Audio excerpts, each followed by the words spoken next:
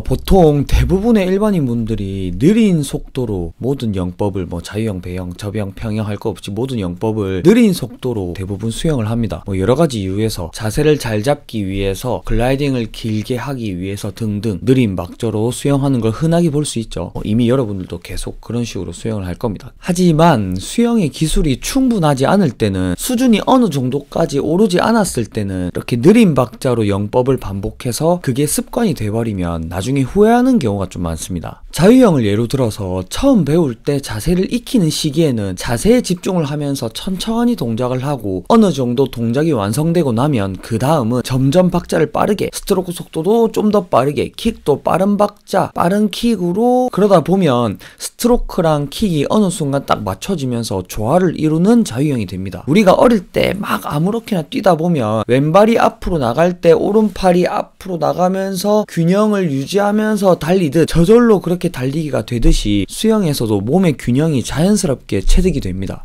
그러면서 비트킥 타이밍도 딱딱 맞아지겠죠. 저절로 맞춰지는 경우들이 많거든요. 그 다음에 느린 박자의 자유형은 킥이랑 스트로크 속도, 박자를 빠르게 50m, 100m 그 이상 하다 보면 지치겠죠. 몸이 지치고 힘이 빠지면 자연스레 움직임, 박자가 느려지게 됩니다. 막 빨리 하다가 지치면 계속 하려고 하다 보면 점점 느려지겠죠. 힘든 상태에서도 계속 하려고 하다 보면 당연히 느려지겠죠. 킥과 스트로크가 맞춰진 상태에서 자연스럽게 둘 다, 스트로크랑 킥이 둘 다 느려지면 타이밍은 맞지만 느린 박자의 자유형을 하고 있을 겁니다. 느린 박자의 수영은 그렇게 힘이 빠지면 자연스럽게 체득이 되는 게 좋습니다. 실력은 아직 충분하지 않은데 느린 박자로 움직임을 반복하다가 빠르게 하는 연습을 하려고 하면 잘 안 되는 경우가 많아요. 특히 40대 이후에 수영을 시작한 사람들이 그렇습니다.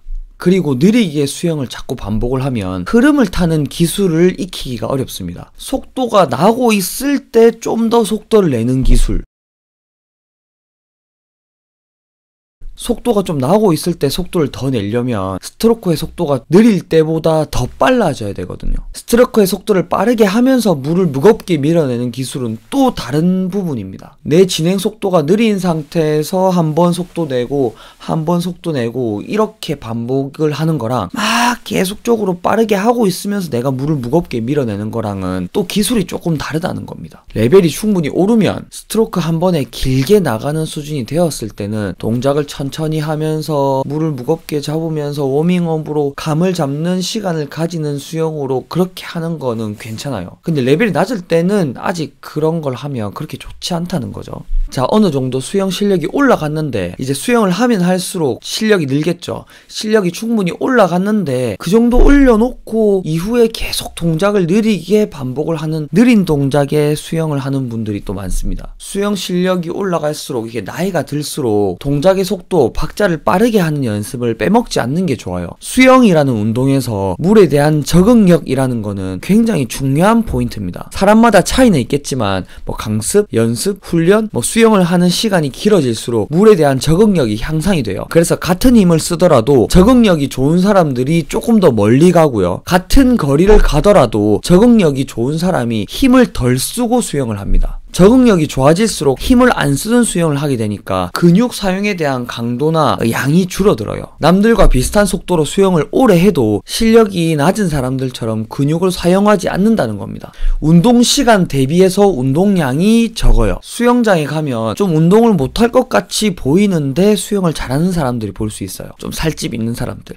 저 사람은 지방이 많아서 물에 잘 뜨니까 수영을 잘한다 이렇게 얘기하는 사람들도 있는데, 지방이 많으면 보다 물에 좀 더 잘 뜨는 건 사실이지만 물속에 잠기는 면적이 넓어져서 전면 저항의 폭이 넓어지기 때문에 꼭 빠른 건 아니란 말이죠. 수영을 잘하는 사람들이 살찐 경우들이 있단 말이에요. 남들과 비슷하게 수영을 해도 운동량의 차이가 나니까, 운동을 적게 하니까 살이 빠지지가 않아요. 생각보다 수영을 많이 했는데도 살이 안 빠져. 초보 때는 겁이 많아서 물 공포가 있어서 운동신경이 부족해서 등등의 이유로 수영을 못 하시는 분들이 수영 한번 해보니까 이거 진짜 살 잘 빠지더라 막 이렇게 하는 경우들이 있습니다.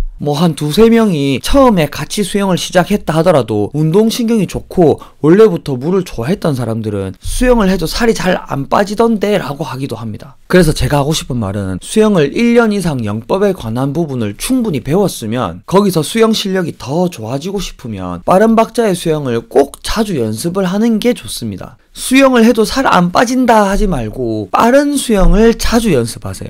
특히 자유형, 배영, 접영 요 세 가지 종목은 천천히 길게 글라이딩 길게 하면서 그렇게 수영을 하면 실력도 안 늘고 살도 안 빠져요. 접영 물타기 길게 멋있어 보이게 접영을 하고 싶으면 실력도 안 되는데 이게 폼만 잡고 싶어 하지 말고 빠른 접영을 많이 하세요. 빠른 박자의 접영을. 그래야지 스트로크가 빨라지고 힘도 세지고 그 사이에 기술도 익혀지면서 그 이후에 길게 물을 타는 제대로 된 접영도 할 수 있어요. 내 최고 기록이 줄어들지 않는 연습을 해야 돼요. 계속적으로 빠른 수영을 하면서, 특히 수영도 오래 하고 좀 나이가 있으신 분들, 나이가 들었다고 수영 천천히 하지 마세요. 적응력만 좋아져서 요령만 늘어서 수영을 오래 해도 근육 양이 자꾸 줄어듭니다. 수영은 내가 움직이는 속도에 의해서 운동 강도가 결정되니까 천천히 수영을 하면서 운동 강도를 줄일 생각을 하지 말고 준비 운동 충분히 하고 충분히 워밍업을 하고 해서 주기적으로 강한 강도의 수영을 꼭 반복을 해서 근육을 유지시키세요. 지켜야 됩니다. 근육을 지켜야 돼요. 근육의 크기를 지켜야 돼요. 그래야지 건강하고 오래 살고 수영도 오래 할 수 있고. 꼭 운동 시간만이 중요한 게 아닙니다. 강도가 진짜 중요해요. 강도가. 시간보다 강도가 더 중요할 수 있어요. 이게 몸에 무리가 갈 거라고 생각을 하고 강도를 자꾸 낮추려고만 하시던데 워밍업 충분히 하세요. 준비 운동 충분히 하고 강도 높은 운동도 하세요. 그래야 됩니다. 느리게 수영해서 별로 좋은 거 없어요. 숨 안 차게 근육에 신호도 안 오게 천천히 수영을 해봤자 오래 수영해봤자 현상 유지도 잘 안 됩니다. 속도를 좀 더 올려서 강도를 올려서 10바퀴 돌 거 5바퀴만 돌아도 돼요.